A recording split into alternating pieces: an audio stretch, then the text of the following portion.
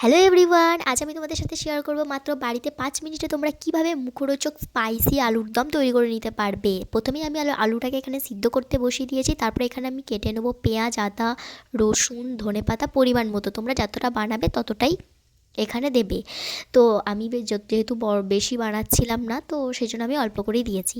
তারপর আমি একটা পাত্রের মধ্যে যেসব মশলাগুলো আমি ওতে ব্যবহার করব সেসব মশলাগুলো দিয়ে দেবো। আমি এখানে দিয়েছি নুন, হলুদ গুঁড়ো, লঙ্কা গুঁড়ো আর বিরিয়ানি মশলা। তোমরা চাইলে বিরিয়ানি মশলার পরিবর্তে গরম মশলা দিতে পারো, ধনে গুঁড়ো, জিরে গুঁড়ো এসব দিতে পারো, সেটা তোমাদের পার্সোনাল চয়েস। তো আমি সব মশলা একসাথে দিয়ে এখানে সামান্য পরিমাণ জল দিয়ে মশলাগুলোকে ভালো করে মিক্স করে নেব।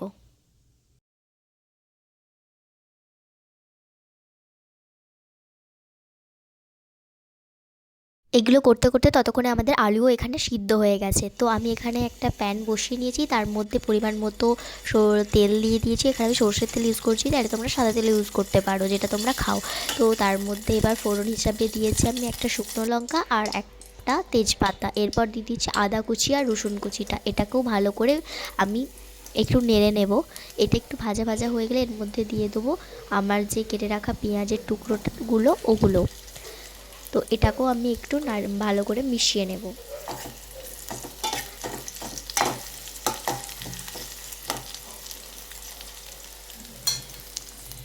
পেঁয়াজটা একটু ভাজা ভাজা হয়ে গেলে এর মধ্যে দিয়ে দেবো আমি কাঁচা লঙ্কার কুচি।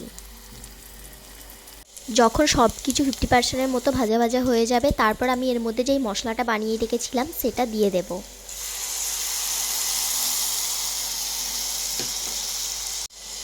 মশলাটা থেকে তেল ছেড়ে দিলে আমি এর মধ্যে দিয়ে দেবো সিদ্ধ করা আলুর টুকরোগুলো।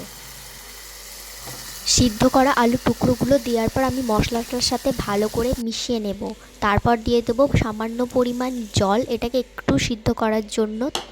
জল দেওয়ার পরে আমি এখানে দিয়ে দেবো ধনে পাতা। যেহেতু আমি ধনে পাতার গন্ধটা শেষে দেওয়াটা পছন্দ করি না, কারণ আমার একটু বেশি ওভার মনে হয়। তো তারপর ঢাকা দিয়ে 5 মিনিটের মতো কুক করে নেবো, তাহলেই তৈরি হয়ে যাবে আমাদের মজাদার আলুর দম। ভিডিওটা ভালো লাগলে অবশ্যই একটা লাইক করে আমার চ্যানেলকে সাবস্ক্রাইব করে আমার পাশে থাকবে।